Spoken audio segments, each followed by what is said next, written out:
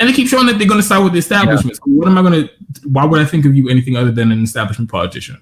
They just look like QAnoners where like, oh no, Trump has a plan. He's playing 4D chess. Oh, the squad is playing 4D chess. Like that's how they look like. This is making excuses and holding on to hope. And then listening to these commentators to give like 101 excuses for them for why they can't like fight for progressive issues that they ran on. Like there's no more excuses. There's like 15 Democrats now who ran on Medicare for all. They have the majority of the House and the Senate. They have a Democrat in the White House. There's no more excuses. And I can't wait for more people to see through that. And you also had a great video like calling out Kyle Kulinski for making up excuses, like so many excuses for why the Justice Dems or the squad didn't withhold their vote from Nancy Pelosi. Like, bro, come on. Like the Justice Dem strategy failed. You got to own it, man. Just grow from it. Like, why are you holding on to hope? And I think the reason why he holds on to hope is because he has such a big platform. He doesn't interact with his audience much, and he's out of touch. Like Kyle Kulinski is out of touch.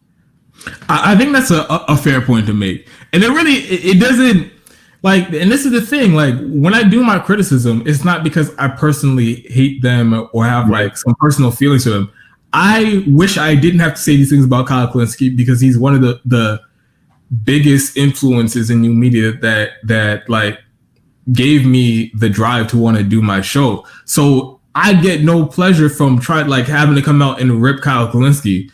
But like you said, he is just, as the years go by, he's just become more out of touch and his takes just become increasingly more bad. And the whole thing with him defending so it's, for me, it's like, his go-to, they're just bad allies. They're allies who have bad strategy. So for me, that's become like a non-falsifiable claim to him.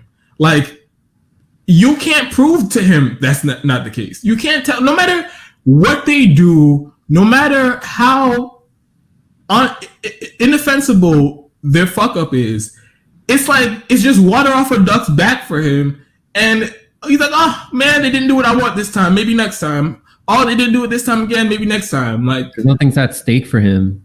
Yeah. He is doing very well with his show.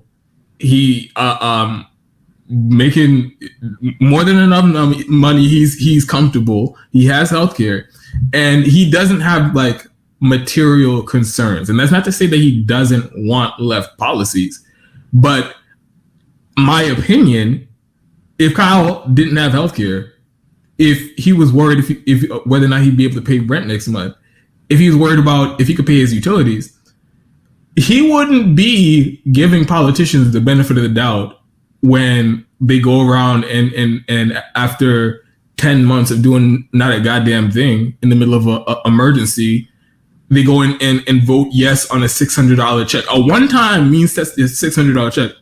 If Kyle Kulinski was waiting for that money, if he was waiting for a UBI to determine his material condition, he would see that as a slap in the face and a fucking insult on top of all the other things that they've done to shaft the people who keep giving them money and who keep giving them support and who keep volunteering for them. So it's like you're more willing to excuse the inaction and to justify their bullshit and their status quo defending if you don't really have anything on the line. If you are going to be fine whether they do what they say, whether they don't do what they say.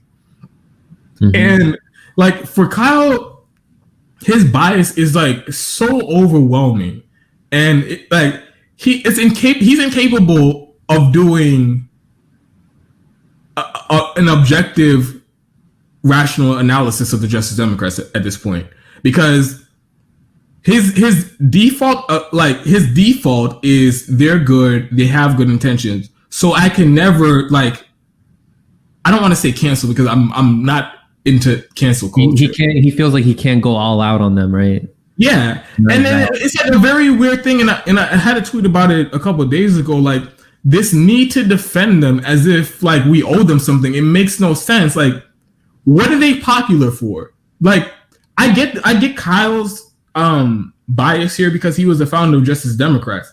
But at the end of the day, yeah, you founded the organization. Yeah, you helped recruit a lot of these Justice Democrats, and you help like with the strategy for their campaign, and you help boost their campaigns and stuff like that.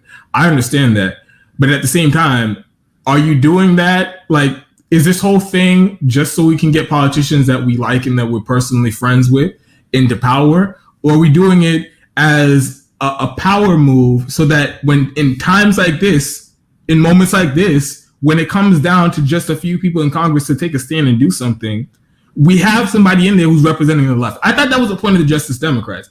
And if they aren't living up to that after 2 years, and it's not like, oh, they give us one thing and they do another thing that's bad, or they give us another thing and then they do another, like, they have no results and nothing but siding with the establishment.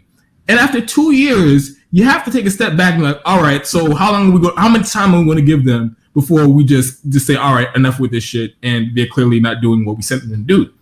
So you can't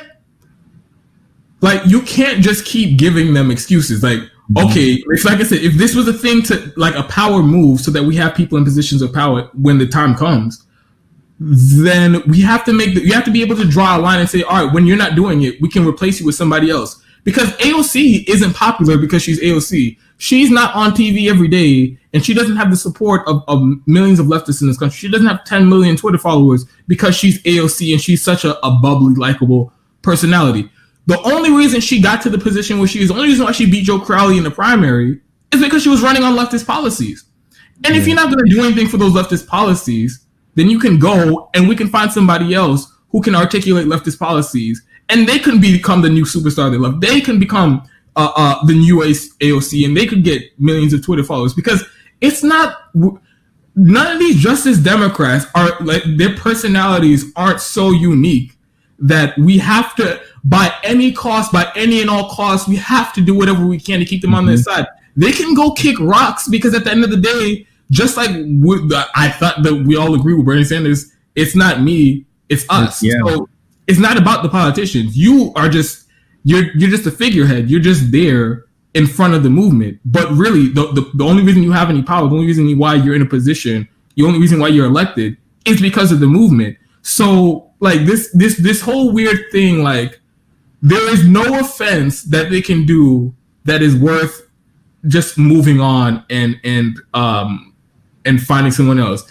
And even if, and here's the thing, and this is why, another reason why I'm so frustrated with Kyle, is it's not that it's not just that he's going to, he doesn't want to like abandon the takeover of the Democratic Party and go to like help support a third party like Movement for a People Party.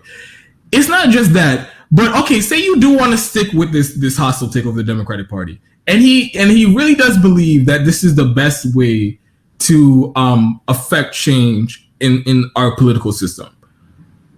Okay, so you still have to acknowledge the fact that we sent these people there, and now they're completely unresponsive. Now they feel absolutely no need to consult with the left. When was the last time they did a round of interviews on left new media? They feel no need to have to explain themselves or strategize with the left movement that got them there. So even if you still believe that the hostile takeover is the right strategy, you still have to address that problem. Because if you don't, then now you're just supporting people who are defending the status quo. And now that's basically, you might as well just support any regular ass Democrat then, if that's what you're going to do. So there's other ways you can go about it, even if you still believe that we have to take over the Democratic Party. Because, like I said, you don't have to go from 0 to 100. There's steps in between. Say Kyle Kulinski and other people in your media were like, all right, since these people want to clearly ignore us and ignore this whole huge, incredibly popular force of vote movement, and we were calling on them to do what they wanted, what they ran on, and they didn't even have the decency to come to a town hall and explain why they won't do it. All right. So that, on top of shilling for Joe Biden, and on top of the CARES Act, and doing and letting Nancy Pelosi go 10 months without doing a goddamn thing in the middle of emergency, even though the Democrats control the House. All right, so the Justice Democrats let all that shit slide. So how about this? We stop giving them money. And if they did some type of organized campaign to be like, all right, everybody, stop giving them money until they start listening to us, I bet you they'd start listening to you. They would feel some pressure. So it's not even, like I said, I understand his bias, but he won't even try to pressure them to do anything. Like the furthest he will go is to come out and do a segment, one of the many segments that he's done since they've been elected, and give them all this nice advice that sounds great and it would actually be helpful if they did it. And he does it. He does the video. He says, and he talks to them all nice and like, hey guys, I know you really mean well, but can you please listen to me this time? And then when they don't listen to him, oh well, maybe next time. Like there is no. And he makes all these excuses for them. Yeah, there's no accountability. There's no okay. So if you don't do this, we're gonna stop donating to you. If you don't do this, then we're gonna stop volunteering for you. If you don't do this, we're gonna find somebody to run against you. Like there's nothing to hold them accountable with. It's just, oh, we like you so much, please do what we want because we like you. Like that makes no sense.